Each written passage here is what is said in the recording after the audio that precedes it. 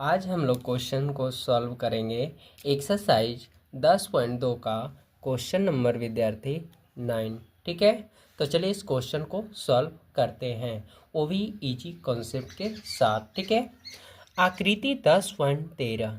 ठीक है, तो यहाँ देखिए आकृति दे चुका है। एक्स वाई तथा X dash Y dash O केंद्र वाले किसी वृत्त पर दो समांतर स्पर्श रेखाएं हैं। तो विद्यार्थी यहाँ पर देखिए दो स्पर्श समांतर रेखाएं हैं जिसे चिन्हित किया गया X Y X dash Y dash. Clear हो गया विद्यार्थी? चलिए नेक्स्ट, और स्पर्श बिंदु सी पर स्पर्श रेखा ए बी, स्पर्श रेखा ए बी जो एक्स वाई को ए तथा एक्स डैश वाई डैश को बी पर प्रतिच्छेद करती है। तो जो स्पर्श रेखा ए बी जो है X Y A X dash Y dash B पर क्या करती हैं? प्रतिच्छेद करती है ना विद्यार्थी। कभी भी समांतर के कोई भी रेखा काटे उन्हें तिर्यक रेखा कहते हैं। जैसे यहाँ पर ध्यान देना है विद्यार्थी, देखिए ये समांतर रेखाएं हैं और इन्हें एक तिर्यक रेखा काटती है। इस रेखा को तिर्यक रेखा ही काटते हैं। याद रखना, कोई भी समांतर रेखा को एक रेखा दूसरे रेखा को काटे यानी गुजरे तो समझो तिर्यक रेखा है। ठीक है विद्यार्थी, तो चलिए यहाँ पे क्वेश्चन को समझ लेते हैं विद्यार्थी। तो सिद्ध करना है कोण ए ओ बी बराबर 90 डिग्री, यही ना है विद्यार्थी। तो देखिए सबसे पहले कोण ए ओ बी जो वैल्यू है एक त्रिभुज के रूपों में दर्शाया हुआ माप दिया है।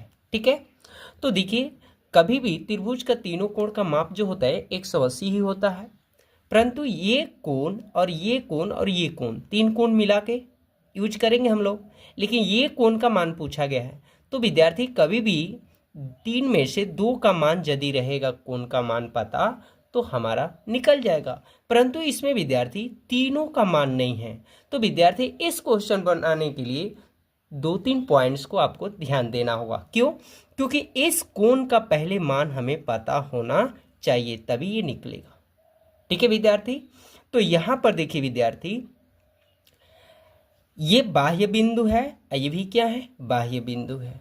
ठीक है, तो याद रखना विद्यार्थी कि कोई भी बाह्य बिंदु के स्पर्श रेखा दूसरे स्पर्श रेखा की लंबाई की क्या होती है? बराबर होती है।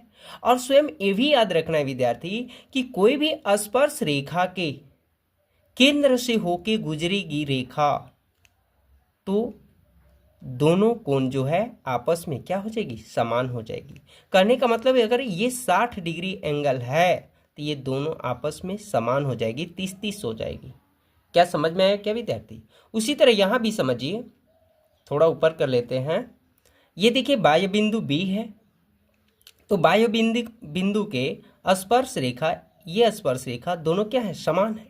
परंतु यहाँ कोण की बात है, कोण की वैल्यू सिद्ध करना है। तो याद रखना विद्यार्थी कि कोई भी बाह्य बिंदु से केंद्र होके रेखा गुजरेगी, केंद्र से होके रेखा गुजरेगी तो वे कोण एक दूसरे कोण की क्या हो जाएगी? समान हो जाएगी, यानी विभाजित हो रही। देखिए ये लाइनिंग जो है विभाजन कर रही है। ठीक है, तो ये कोण और ये कोण आपस में क्या हो जाएगी? समान हो जाएगी। यानी कहने का विद्यार्थी कोण पी ए सी जो बना है वह कोण को कितने भागों में विभाजित किया है? दो भागों में। ठीक है, अर्थात हम लिख सकेंगे विद्यार्थी, यहाँ पर सबसे पहले विद्यार्थी लिखेंगे हम लोग हल। ठीक है, तो थोड़ा सा समय देना विद्यार्थी, निश्चित समझ में आ जाएगा। तो सबसे पहले विद्यार्थी लिखेंगे हल। ठीक है, हल के आगे लिखेंगे दिया है। क्या दिया है? दो समांतर रेखाएं दिया है। ठीक है, कौन कौन समांतर रेखाएं दिया है? तो लिखेंगे एक्स वाई तथा एक्स डैश वाई डैश दो समांतर स्पर्श रेखाएं हैं। जो समांतर रेखाएं को कौन रेखा काट रही है? तिर्यक रेखा। जो ए बी हैं तिर्यक रेखा। जहाँ बिंदु जो है, जहाँ सी जो है स्पर्श बिंदु है, स्पर्श बिंदु है। इस तरह लिख लेंगे इतना विद्यार्थी। ठीक है, अब क्या करना विद्यार्थी, सबसे पहले हमें यहाँ लिखना है, सिद्ध करना है। तो देखिए सिद्ध क्या करना है, कोण ए ओ बी बराबर 90 डिग्री। ठीक है, तो यहाँ पर विद्यार्थी हमने बोल चुका है कि ए ओ बी यानी ये कोण का मान पूछ रहा है, तो ये कोण का मान पता रहे, यानी 3 में से 2 पता रहेगा तभी तो एक निकलेगा। तो ये पहले हम 2 कोणों का मान हमें पता होना चाहिए। तो ये कोण का सेंटर लेवर अभी हमने बताया कि कोई भी बाह्य बिंदु के स्पर्श रेखा एक दूसरे स्पर्श के क्या होती है, बराबर होती है। तो ये भी याद रखना है विद्यार्थी कि कोई भी बाह्य बिंदु के केंद्र से होके गुजरेगी रेखा तो आपस में समान कोण हो जाएगी। या ये भी ध्यान रखें, देखें 2 भागों में विभाजन किया है कोण को। कौन से कोण को 2 भागों में विभाजित किया है, तो कोण पी ए सी को। तो कोण पी ए सी यहाँ लिखेंगे। ठीक है, अब यहाँ देखिए, अब इस भी कोण को 2 भागों में विभाजन किया है। कौन कोण को, कोण क्यू बी सी को। आप थोड़ा सा ध्यान देना है, यहाँ पर समझ लीजिए विद्यार्थी। तो हमने 2 कोण लिख लिया है, ये कोण और ये कोण, ये दोनों को विभाजन किया है। ठीक है, ये P है, ये A है, यहाँ C Q B और ये वैल्यू केंद्र O है। ठीक है, तो याद रखना विद्यार्थी, कोई भी समांतर की रेखा काटेगी उसे तिर्यक रेखा बोलेंगे। तो तिर्यक रेखा जो होती है विद्यार्थी, उसके अंतः कोण ये है, ये कौन है, कोण है अंतः कोण है। तो अंतः कोण के दोनों का माप 180 डिग्री होता है, यानी अंतः कोणों का योग का माप कितना होता है, 180 डिग्री। ये अंतः दो, ये अंतः कोण 2 योग का माप कितना होता है, 180, अर्थात इसे हम लोग जोड़ लेंगे। यहाँ क्लियर हो गया। अब देखिए PAC को कितने भागों में बांटा है, 2 भागों में। पहला कोण यानी PAC बराबर हम लोग लिख सकते विद्यार्थी, कोण PAO बराबर, या हम प्लस यहाँ कर लेंगे प्लस, क्योंकि इसको 2 भागों में किया है। तो कोण CAO, CAO एक PPAO, देखिए 2 भागों में काटा है तो इसके बराबर लिख लिया। उसी तरह विद्यार्थी कोण QBC को भी 2 भागों में बांटा है, तो लिखें कोण OBC प्लस कोण OBQ। इतना क्लियर हो गया विद्यार्थी। तो देखिए OBC एक भाग ये हो गया, OBQ देखिए 2 भाग हो गए। अब यहाँ कर लेना है विद्यार्थी, लिखेंगे हम लोग, अतः कोण PAO बराबर कोण CAO है। ठीक है, और यहाँ भी लिखेंगे विद्यार्थी, कोण OBC बराबर कोण OBQ है, क्योंकि ये दोनों समान समान भागों में कटा है। ठीक है विद्यार्थी, अब यहाँ तक ऐड हो गया। तब लिखेंगे विद्यार्थी यहाँ पर कोण PAC प्लस कोण QBC बराबर 180। तो PAC को कितने भागों में काटा गया है, 2 भागों में।